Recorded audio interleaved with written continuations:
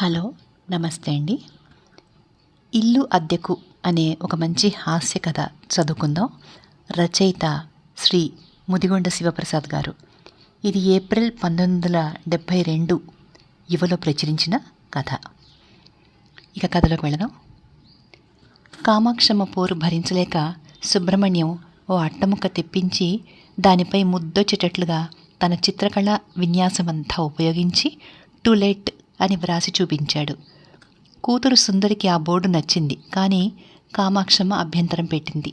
ఇల్లు కావలసిన వాళ్ళంతా కూడా ఇంగ్లీష్ చదువుకున్న వాళ్లే అయి ఉండరు, కాబట్టి తెలుగులో వ్రాయండి. అది కాదే, ఇల్లు అద్దెకి వదిలిస్తే ఇలాగే వ్రాయాలి, అందరూ ఇలాగే వ్రాస్తారు. వెళ్ళి చూడు 2-3 ఇళ్ళు. వంట పూజ మానేసి ఇళ్ళు పట్టుకు తిరగడమేనా నా పని? అయ్యో రాత. అసలే ఊళ్ళో ఆ అంగ్రేజీ హఠావోగాళ్ళెవరో చార్మినార్ నుండి ఊరేగింపులు అవధిస్తున్నారట.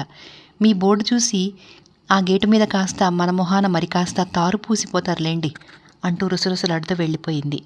సుబ్రహ్మణ్యం గత్యంతరం లేక మరో అట్టముక్క తెప్పించి దానిపై ముద్దొచ్చేటట్లు తన చిత్రకళా విన్యాసమంతా ఉపయోగించి ఇక్కడ ఇల్లు అద్దెకివ్వబడును అని వ్రాసి కామాక్షమ్మకు చూపించాడు. మళ్ళీ అభ్యంతర పెట్టింది. ఇక్కడే అనే మాట ఇందులో ఎందుకు దండగా? ఇక్కడ కాకపోతే వల్లకాళ్ళలోనా ఇచ్చేది? మన ఇంటికి బోర్డు వేసామంటే మనిల్లినని అర్థం. కాబట్టి ఆ మాట కొట్టేయండి. చస్తే కొట్టేయను. రాయడం, తుడవడం, రాయడం ఇదేనా నా పని? ఇప్పుడు ఇక్కడ అన్నమాట తీసేయమన్నావు. కాసేపటికి ఇవ్వబడును ఎందుకు? వాక్యం పొడుగవుతుంది. ఇల్లు అద్దెకు అని ఉంచండి చాలు అంటావు. ఆ తర్వాత మళ్ళీ వచ్చి అద్దెకు అన్నమాట ఎందుకు? అద్దెకు కాక మనం ఉండడానికి అయితే అసలు బోర్డు ఎందుకు? ఇది కొట్టేయండి అంటావు. చివరికి ఇల్లు మిగులుతుంది. ఎదురుగా దయ్యంలాగా ఇల్లు కనపడుతుంటే దీని పేరు ఇల్లు అని వేరే బోర్డు ఎందుకు? పీకి పారేయమంటావు. చివరికి నల్లని బోర్డు మిగులుతుంది. వెర్రి మొహాలు వేసుకుని నువ్వు నేను నోట్లో వేలేసుకుని కూర్చుందాం. కామాక్షమ్మ నివ్వెరపోయింది. అయ్యో రామా, అంత కోపమైతే ఎలా? నోట్లో వేలు కాకపోతే లడ్డుండ వేసుకోండి, నేనేం చేసి పెట్టినన్నానా? మరీ ఇంట్లో తోడు లేదు కదా అని మిమ్మల్ని బ్రతిమిలాడినందుకు అడ్డమైన ఆక్షేపణలన్నీ చెప్పి అనరాని మాటలన్నీ అంటున్నారు. పోనీ అలాగే అద్దెకివ్వండి, నాదేం పోయింది అని విసుక్కుంటూ లోపలికి పోయింది. సుబ్రహ్మణ్యం కళ్ళజోడు సవరించుకుని ఆలోచనలో పడ్డాడు. తాను అనరాని మాటలన్నీ అన్నాడా? తనకు మాత్రం డబ్బంటే చేదా? అసలు బోర్డు వ్రాయడానికే ఇంత దెబ్బలాటైతే రేపు ఆ వచ్చేవాళ్లతో గొడవ పడదు అని నమ్మకం ఏమిటివిడా? గట్టిగా నిట్టూర్చి ఇక్కడ అన్న మాట మాత్రం కొట్టేసి చస్తే కొట్టేను అన్న తన మాటను ఉపసంహరించుకున్నాడు. సుందరి చెప్పింది, నాన్న ఊరికే బోర్డేసి లాభం లేదు. అందులోనూ ఈ మధ్య అటు విద్యానగర్ నుండి ఇటు నింబోలియా రోడ్డు ద్వారా 150 ఇళ్ళు ఖాళీ అయినాయి. అందుకని లోకల్ పేపర్లో అడ్వర్టైజ్ చేయండి. అలాగే బ్రోకర్ ఉంటాడు, అతనికి కూడా చెప్పి ఉంచండి, ప్రయోజనం బాగా ఉంటుంది. పనిలో పని అని కూతురి మాటను కూడా ఆ రోజే అమలుపెట్టాడు సుబ్రహ్మణ్యం. మర్నాడు సెకండ్ సాటర్డే, ఆ తర్వాత ఆదివారం. అందుకని తన ప్రకటనలు, బోర్డులు ఏమైనా ఫలించాయేమో చూద్దామని సుబ్రహ్మణ్యం ఉదయమే నిద్రలేచి శంకరమఠానికి వెళ్ళి ఓ నమస్కారం పడేసి బుద్ధిగా వచ్చి మఠం వేసుకుని వాకిట్లో కూర్చున్నాడు. ఇంతలోకే మే కమిన్ సార్ అన్న కేక. రండి హుషారుగా ఆహ్వానించాడు మణ్యం. లోపలికి వచ్చాడు ఒక పెద్ద మనిషి. చేతిలో చిన్న ఎలుగుబండంత కుక్క. మీ పేరు? అన్వార్ హుస్సేన్. నములుతున్న కిళ్ళీ తంబ తుపుక్కున ఉమ్మేశాడు. ఊపిరి బిగబట్టి కూర్చున్నాడు సుబ్రహ్మణ్యం. సుబ్బర్మన్యం ఆప్ హై సాబ్? నేనే ఆ మాన్యాన్ని. మీరు? నేను ఏజీ ఆఫీస్లో పనిచేస్తూ ఉంటాను. మకాన్ కిరాయికి ఇచ్చేది ఇదేనా? క్రానికల్లో చూసినాను. మళ్ళీ తుపుక్కున ఉమ్మేశాడు. హతాశుడైనాడు మన్యం. మీరు శాకాహారులా మాంసాహారులా? మాంసం తింటాం. ఏం కూడదా? అబ్బే నిక్షేపంగా తినొచ్చు. కానీ మేము శాకాహారులకు మాత్రమే ఇవ్వాలనుకుంటున్నాం. ఏమండి, మీరు మనిషి చూస్తే చదువుకున్నట్లుంది. ఆహారం పేర కులాలు కడతారు. యహీ భీ సంప్రదాయకత హై, మనే కమ్యూనల్. క్షమించండి హుసేన్ గారు, నేను కమ్యూనలిస్టుని కాదు. హిందూ ముస్లిం భాయి నా నిదానం, గాంధీయం నా ఆదర్శం. కానీ మేము ఇల్లు మాంసాహారులకు ఇవ్వం. అచ్చా సాబ్, మేము మాంసం మానేస్తాం, బిర్యానీ హోటల్లో తింటాం. కానీ ఏ కుత్తా జో హై ఇస్కు ఖిలానా అంటే ఈ కుక్క ఉందే దీనికి మాత్రం తినిపిస్తాము. చిల్లి కాదు తూటు అన్నట్టుంది. మీరైతేనే కుక్క అయితేనే రెండొకటే. క్యా బోల్ రహే హే ఆప్? కోపంతో లేచాడు హుస్సేన్జీ. నేను కుక్క ఒకటేనంటావు? ఏం మనిషివయ్యా నువ్వు? పోట్లాటకు లంకించుకున్నాడు. మణ్యానికి తొలి బోణితోనే తల తిరిగింది. హుసేన్జీని ఎలా వదిలించుకోవాలో తెలియలేదు. ఓ 5 నిమిషాలు పోట్లాడి మన్యం జవాబేయకపోయేసరికి విసిగెత్తి అతను తానే వెళ్ళిపోయాడు. ఏమేవు కాఫీ గావుకెక పెట్టాడు మన్యం. కామాక్షమ్మ కాఫీ తెచ్చిచ్చింది. గడగడ మంచినీళ్ళలాగా తాగి కప్పు కింద పెట్టి గట్టిగా నిట్టూర్చెల్లోగానే, ఇదేనా అండి సుబ్రహ్మణ్యం గారిల్లు అని బయట నుంచి కేక. రండి ఇదే నేనే ఆ మణ్యాన్ని. చిత్తం. ఓ వయసు మళ్ళిన వ్యక్తి వచ్చాడు. నా పేరు ప్రసాదరావు. పూర్తి పేరు వీర వెంకట సత్య సుబ్రహ్మణ్య ప్రసాదరావు. వీరయ్య మా తాతగారు. వెంకట అంటే వెంకటేశ్వర స్వామి వారి పేరు. బిడ్డలు పుట్టిపోతుంటే మా అమ్మగారు మొక్కుకున్నారు. సత్య ఉంది చూడండి, ఆ సత్య. ఆహాహా, సత్య అంటే అన్నవరం సత్యనారాయణ స్వామి వారి పేరు అనుకుంటాం, కానీ సాక్షాత్తు కలియుగ వైకుంఠం కదండి అన్నవరం. ఓహో, ఏం క్షేత్రం. మణ్యం బిక్కమొహం వేశాడు. క్షేత్ర పురాణము, స్థల పురాణము, స్థల మహాత్మ్యము ఇంకా ముగియలేదు. అదైన తర్వాత సుబ్రహ్మణ్య శబ్దానికి టీకా తాత్పర్యాలు చెప్పాలి. ఆ పైన ప్రసాద శబ్దానికి సందర్భ సహిత వ్యాఖ్య వివరించాలి. ఆ తర్వాతే ఇంటి అద్దె ప్రస్తావన. ఎప్పటికి ఇదంతా ముగిసేది భగవాన్? ఏమేవో 2 కాఫీలు. ఏమిటినా ఉదయం నుండి నేడు కుడితి తాగినట్టు తాగుతున్నాడు కాఫీ. కామాక్షమ్మ సణుగుడు ఇక్కడి దాకా వినిపిస్తూనే ఉంది. అయిందా? అది నా పేరు, ఇహ నా ఉద్యోగం. వరప్రసాదరావు తాను ఎక్కడ పుట్టింది, ఏ స్కూల్లో ఎన్నాళ్ళు చదివింది, ఏ ఆటలో ఎన్ని మెడల్స్ సంపాదించింది చెప్తున్నాడు. ఏ ఆఫీస్లో ఎప్పుడు చేరింది, ఎన్ని ప్రమోషన్లు వచ్చింది వివరించాడు. ఈ మోకాలి మీద మచ్చ ఉంది చూశారు, నల్లని మచ్చ. దీనికి ఒక చరిత్ర ఉంది. నల్ల మచ్చ చరిత్ర ప్రారంభమైంది.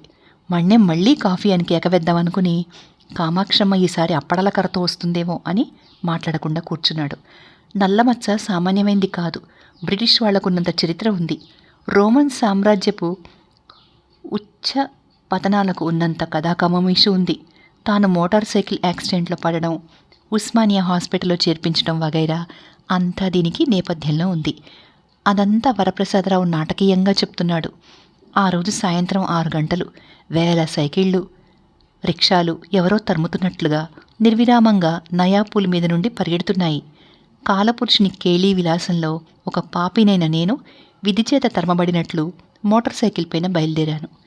ఈ బోడి కథకొక కవిత్వం కూడానా అనుకున్నాడు మన్యం మనసులో.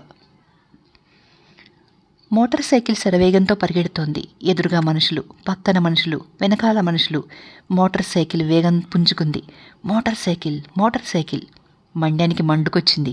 ఈ ముష్టి చరిత్రకు ఒక సస్పెన్స్ కూడా సృష్టిస్తున్నాడు ఇతను. మోటార్ సైకిల్ నడపడం చేతగాక వెల్లికెళ్ళా పడి హాస్పిటల్లో చేరి తానేదో జేమ్స్ బాండ్ సీరియల్ను చెప్పినట్లు మోటార్ సైకిల్ అని ఊపిరి బిగబట్టి కథ చెప్తున్నాడు. మణ్యానికి ఏం చేయాలో తోచలేదు. పోనీ ఏదో పెద్దవాడు తన కష్టసుఖాలు చెప్పుకుంటున్నాడు, ఆ మాత్రం వింటే తన సొమ్మేమన్నా పోయిందా సెలవు రోజు అని సరిపెట్టుకుందామనుకున్నా కూడా ఈ కథ నల్లమచ్చ చరిత్రతో ఆగేటట్టు కనపడలేదు. ఆ తర్వాత కొడుకు ఉద్యోగం, కూతురు పెళ్ళి, ఆమె గర్భవతి కావడం, రోజంతా నొప్పులు పడడం, మనవడు పుట్టడం, వాడు కాలు జారి నల్ల అంటే పంపు దగ్గర పడటం, వాణ్ణి హాస్పిటల్లో చేర్చడం, మళ్ళీ నల్లమచ్చ. ఇలా ఈ కథ ఎప్పటికి ముగుస్తుందో ఎవరికి తెలుసు, పరమేశ్వరుడికి తప్ప. బ్యాడ్ టేస్ట్ అని తెలిసి కూడా గత్యంతరం లేక ఆపాడు. అయ్యా ప్రసాదరావు గారు, మనం ఇంట్లో ప్రవేశించాక అన్ని విషయాలు తీరిగ్గా మాట్లాడుకుందాం. నాకు కొంచెం బయటకు వెళ్లాల్సిన పని ఉంది. దయచేసి ఇల్లు చూస్తారా? విధిలేక వరప్రసాదరావు తన ప్రహసనాన్ని మధ్యలోనే ఆపి ఇల్లు చూడ్డానికి లేచాడు. మణ్యం ఉత్సాహంతో ఇల్లు చూపిస్తున్నాడు. చూసారా, ఇది వరండా, అదిగో అది డ్రాయింగ్ రూమ్, రండి. ఇది కిచెన్, ఇది చిన్న సందు లాంటిది. భలేవారు సార్, పెద్దగా వెర్రికేక పెట్టినట్టు నవ్వాడు. వరప్రసాదరావు, ఇది వరండా, ఇది కిచెన్, ఇది గోడ, ఇది కుర్చీ, ఇది టేబుల్, ఇది మా ఇంటి పెంపుడు పిల్లి, ఇదిగో ఇది తలుపు, ఆ పక్కది కిటికీ. ఏమిటి సార్, ఇది కనపడుతూనే ఉంటే ఇది తలుపు ఇది కిటికీ అని చెప్పేందుకు ఏముంది? అసలు దీని వ్యవహారం ఏమిటో, కథ ఏమిటో, కాకరకాయ ఏమిటో అది చెప్పండి సార్. మణ్యానికి వరప్రసాదరావు ఏ కాకరకాయ గురించి అడుగుతున్నాడో బోధపడలేదు. అయినా కొన్ని మాత్రం చెప్పాడు. చూశారు, ఈ చిన్న సందుందే, దీన్ని మనం పెరడు అనుకుందాం. ఆ ముందు మేడమెట్ల కింద ఉన్న గూడుందే, అది గోడౌన్ అనుకోండి. ఈ కిచెన్ పైన ఉన్న స్లాబ్ ఉందే, అది అటక అనుకోండి. మన్యం మాటలు పూర్తి కాకుండానే వరప్రసాదరావు మధ్యలో హహహ అన్నవాడు. అనుకోండి అని అంటే అర్థమేమిటి? దేన్ని అనుకోవాలి? లేని దాన్నే ఉన్నట్లు అనుకోవాలి. ఆ భావం భావం ఎలా అవుతుంది? ఇదేదో రామలింగడి కథలా ఉంది. రామలింగడు గోడలపై నిలువు గీతలు పెట్టాడట. ఇదేమిటి అని రాయలవారు ప్రశ్నిస్తే, ఇవన్నీ తోకలనుకోండి సార్, గుర్రాలన్నీ గోడకు అవతల వైపున ఉన్నాయి అని అనుకోండి అన్నట్ట. అలా ఉంది. మణ్యానికి మతిపోయింది. వరప్రసాదరావు తెనాలి రామలింగడి కథలు మొదలుపెట్టాడు. ఇక కాశీ మజిలీలు, అరేబియన్ నైట్స్, ఆపై సింధబాద్ యాత్రలు, ఇలా ఒకదాని వెంట ఒకటి వస్తాయి కాబోలు. వాటికింక ముగింపు ఎప్పుడు భగవంతుడా అనుకున్నాడు. వరప్రసాదరావు నవ్వి, ఇల్లు బాగుంది, ఇంతకు అద్దె విషయం చెప్పలేదు అన్నాడు. ఖచ్చితంగా 96 రూపాయలు అన్నాడు. ఇదేదో బోట్ల కంపెనీ రేట్లాగుందే, 15 రూపాయల 96 పైసలు అన్నట్లు 100 అని చెప్పండి సార్, శతమానం భవతి శతాయుష్ మణ్యన్ చెప్పాడు. మేము ఇల్లు శాకాహారులకు మాత్రమే ఇద్దామనుకుంటున్నాం. వరప్రసాదరావుకి కోపం వచ్చింది. What do you mean by that? నా మొహం చూస్తే మాంసం తింటున్నట్లు కనపడిందా ఏమిటయ్యా? పెద్ద మనిషిలాగా ఉన్నావు. ఏం మాటలయ్యా అవి? మంచినీళ్ళు, పచ్చి గంగ కూడా హోటల్లో ముట్టుకోను. క్షమించండి, మీరు తింటారని కాదు. ఆహార పదార్థాల కొరత వల్ల వెజిటేరియన్, నాన్ వెజిటేరియన్ రెండూ చాలామంది ఉపయోగిస్తున్నారు. కాకుంటే నేను నా ఇంటి రూల్స్ చెప్తున్నాను. చాలేయ్యా చాదస్తుడా, రూల్స్ బోడి రూల్స్. ఆ మాత్రం రూల్స్ మాకు తెలియనట్లు. గతిలేక ఏదో క్యాపిటల్ ఇక్కడ పడేశారు కదా అని ఉద్యోగరీత్యా రాక తప్పలేదు, కానీ మాకు అసలు ఇల్లే లేనట్లు, అద్దెల మొహమే తెలియనట్టు మాట్లాడతామేమిటయ్యా? ఆహా, విధి విలాసం. క్షణంలో వరప్రసాదరావు ముందు మణ్యం చాదస్తుడైపోయాడు. అది కాదు సార్, చెప్పాల్సిన విషయం. నువ్వు చెప్పాల్సింది నేను వినాల్సింది ఏమీ లేదు, పోవయ్యా. మర్యాద లేనివాడివి. నన్ను శుద్ధ శ్రోత్రియుణ్ణి పట్టుకుని ఎంతలా మాట అన్నావు? అవ్వా, ఎవరైనా వింటే పరువు తక్కువ. అసలు మా వంశం ఎలాంటిది? తరణి నుండి విశుద్ధతరమైన వంశంబు. పద్యం చదువుతూనే నిష్క్రమించాడు వీర వెంకట సత్యసుబ్రహ్మణ్య వరప్రసాదరావు. మణ్యానికి ఒంట్లో సత్తవంతా అప్పటికే నశించింది. మే కమిన్ సార్? ఇంతలోనే వాకిట్లో పిలుపు. రండి నిరుత్సాహంగా అన్నాడు మణ్యం. లోనికి ఒక అబ్బాయి వచ్చాడు. గొట్టం ప్యాంటు, నేరో బూటు, చెవి చివరి వరకు పెంచిన చెంప జుట్టు, చేతిలో ఓ సినిమా పత్రిక, వెనక జేబులో ఓ దువ్వెన. ఏం బాబు, ఎవరు కావాలి? మీరేనా సార్ సుబ్రహ్మణ్యం గారు? అవును, ఏ? సవినయంగా నమస్కరించాడు. రాకేష్, ఇక్కడే 2nd డిగ్రీ చదువుతున్నాను. మంచిది, ఏం కావాలి? మీరు ఇల్లు అద్దెకిస్తున్నట్లు పత్రికల్లో వేశారు కదా, అందుకని వచ్చాను సార్. చూడు బాబు, అది ఫ్యామిలీ పోర్షన్, బ్యాచిలర్స్కి ఇవ్వం. ఎందుకు ఇవ్వరు? అది మా ఇష్టం. అసలు ఫ్యామిలీ అన్న శబ్దానికి మా లెక్చరర్ గారు చెప్పిన డెఫినేషన్ని బట్టి చూస్తే ఇప్పుడున్నవన్నీ ఫ్యామిలీస్ కావు. ఎకనామిక్స్లో ఫ్యామిలీ అంటే, చూడు బాబు, economics family, administration family, definition, దాని ప్లానింగు ఇప్పుడు అక్కర్లేదు. ఇది స్టూడెంట్స్కి ఇవ్వం, ఎవరైనా కుటుంబీకులకే ఇస్తాం. ఒకవేళ ఇల్లు ఇచ్చాక వాళ్ళు కుటుంబీకులు కాకూడదా? మణ్యానికి రాకేష్ మాటలోని గూఢార్థం చప్పున బోధపడలేదు. ఇంతకు దీని అద్దె 100 రూపాయలు. ఇల్లు చూస్తావా? అక్కర్లేదు, ఇల్లు చాలా బాగుంది. ఎంతో చల్లగా, ఎంతో హాయిగా, చూస్తేనే చాలు పులకించిపోతుంది ఒళ్ళు. తన్మయం చెందుతున్నాను నేను. ఆ సౌందర్యము, ఆ పొందిక, ఆ రంగు, ఆ హంగు. ఏమయ్యా రాకేష్, ఏ రంగు గురించి మాట్లాడుతున్నావు? నేను వేయించిన వెళ్ళగూర్చేనా? నాన్న ఇట్రండి. లోపల నుంచి సుందరి పిలుపు. ఇప్పుడే వస్తాను బాబు. లోనికి వెళ్ళాడు సుబ్రహ్మణ్యం. సుందరి చెప్పింది, నాన్న, ఆ పిల్లాడున్నాడే, వట్టి రౌడీ గుంటాడు నాన్న. ఎప్పుడూ ఆడపిల్లల్ని ఏడిపిస్తూ ఉంటాడు రోడ్ల మీద. పోలీస్ రిపోర్ట్ చేస్తే ఫలితం లేకపోగా వాడి బాధ అలాగే ఉండగా పోలీసుల బాధ తగులుకుంటుంది అని ఊరుకుంటున్నాం మేము. నాకెప్పుడు చెప్పనేలేదేంటమ్మా? ఇదేం మహా విషయం అని చెప్పడానికి రోజు ఇలాంటి వాళ్ళు డజన్ల కొద్దీ ఇల్లు కట్టుకుని తిరుగుతూ ఉంటారు రోడ్ల మీద. జట్లుగా తిరుగుతుంటారు. మణ్యానికి బాగా కోపం వచ్చింది. రౌడీ వెధవ, వాళ్ళ ప్రిన్సిపల్కి రిపోర్ట్ చేస్తాను. అంతా వట్టిది. అతని స్టూడెంటే కాదు. పైగా ఏమని రిపోర్ట్ చేస్తారు? మీరు టూలెట్ బోర్డు పెట్టారు, అతను వచ్చాడు అడగడానికి. తప్పేముంది? లా దృష్టిలో మణ్యానికి పిచ్చెక్కినట్లయింది. వాకిట్లోకి వచ్చాడు. రాకేష్ అలాగే కూర్చున్నాడు. చూడబ్బాయి, ఇల్లు అద్దెకివ్వడం జరిగింది, నువ్వు ఇక వెళ్ళవచ్చు. ఎవరికిచ్చారు సార్? ఎవడో వల్లకాట్లో రామనాథయ్యకు. ఎవరైతే నీకేమిటి? మా వాళ్ళు ఇంట్లో ఇప్పుడే ఆ విషయం చెప్పారు. మీరు అబద్ధం ఆడుతున్నారు.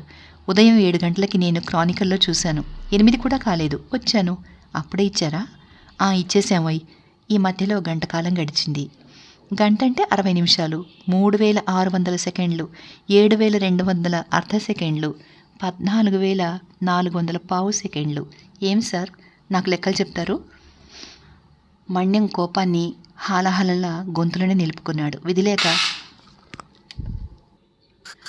నేను స్కూల్ మాస్టర్ని కాదు, లెక్కలు స్టాటిస్టిక్స్ చెప్పడానికి. ఇల్లు వేరే వాళ్ళకి ఇచ్చేసాం, నీకు వెళ్ళు. ఎందుకు వెళ్ళాలి? వాకిట్లో ఇంకా ఇల్లు అద్దెకి ఇవ్వబడును అనే బోర్డు అలాగే నిక్షేపంలా వేలాడుతుంది. కాదంటే ఇరుగు పొరుగు వారిని పిలుస్తాను, ఎవరైనా సరే నా వైపే సాక్ష్యం చెప్తారు. మణ్యానికి పరిస్థితి విషమిస్తున్నట్టు తోచింది. నిస్సహాయుడైపోయాడు అంత పెద్ద మనిషి కూడా. బాబు, నీకు పుణ్యం ఉంటుంది, నేరకపోయి బోర్డు ఇంకా తీయలేదు, అల్లరి చేయకుండా వెళ్ళు. ఇదిగో ఇప్పుడే తీసేస్తున్నా. వెళ్ళి బోర్డు తీసేశాడు. రాకేష్ లేచి నిలబడ్డాడు. మీరు అబద్ధం ఆడుతున్నారని నాకు బాగా తెలుసు సార్, అయినా సరే ఎందుకు లెమ్మని వదిలిపెడుతున్నాను ఈసారికి. మరోసారి నా వంటి వాళ్లతో పరాచకాలు ఆడకండి, ప్రమాదం, హెచ్చరించి బెదిరించి మరీ వెళ్ళిపోయాడు రాకేష్. మణ్యం బిక్కమొహం వేసుకుని కూర్చున్నాడు. May come in sir? No sir, ఇల్లు అద్దెకిచ్చేసాం, బోర్డు కూడా లేదు. మణ్యం జవాబు వినకుండానే గేటుకు అవతల ఉన్నవాళ్ళు లోపలికి వచ్చేశారు.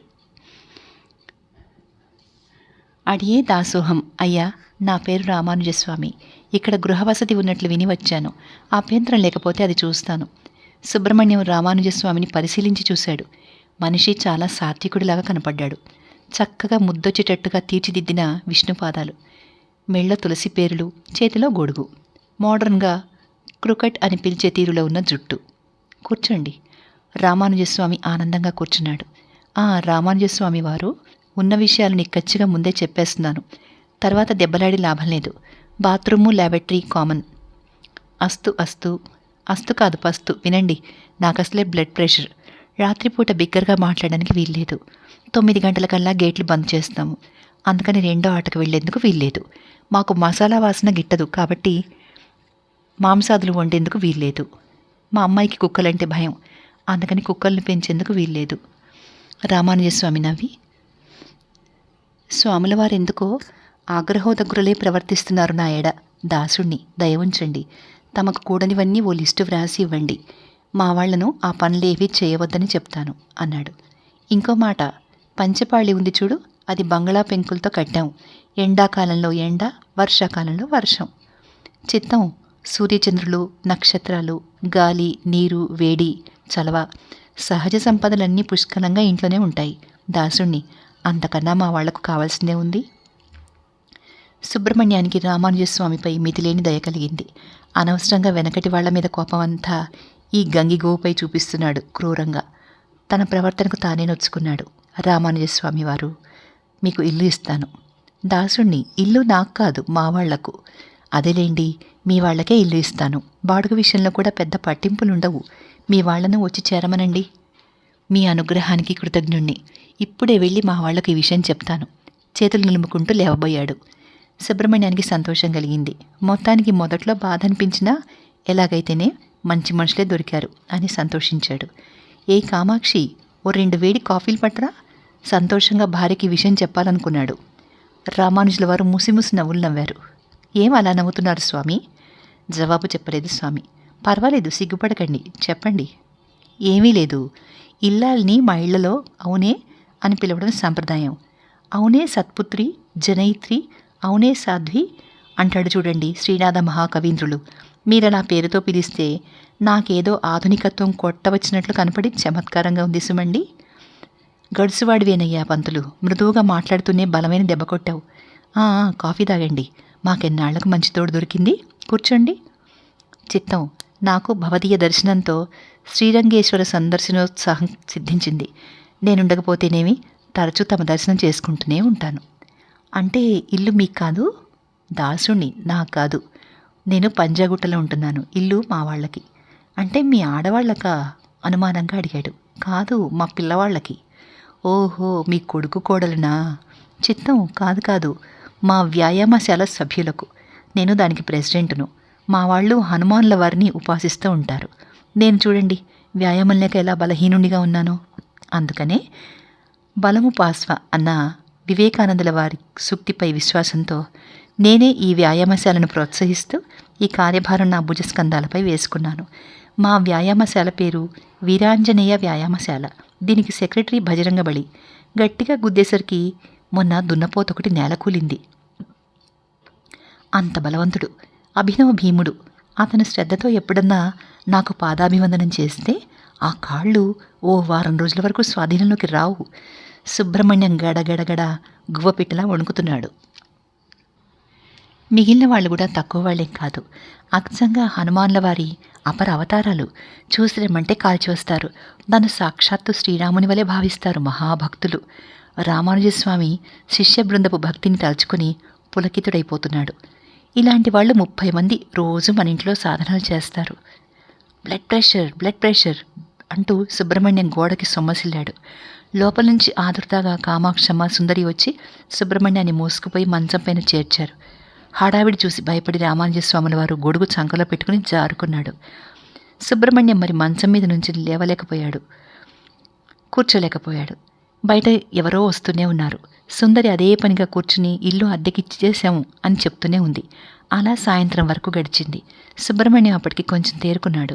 రక్తపోటు కొంచెం తగ్గుముఖం పట్టింది, కానీ గుండెదడ పూర్తిగా తగ్గలేదు. కళ్ళ ఎదుట దున్నపోతును గుద్దుకు చంపిన బజరంగ బలి కనిపిస్తూనే ఉన్నాడు. ఇంకా లోపలికి రానా బాబు, బయట నుంచి కేక. ఖాళీ లేదు, ఇల్లు ఇచ్చేశాం.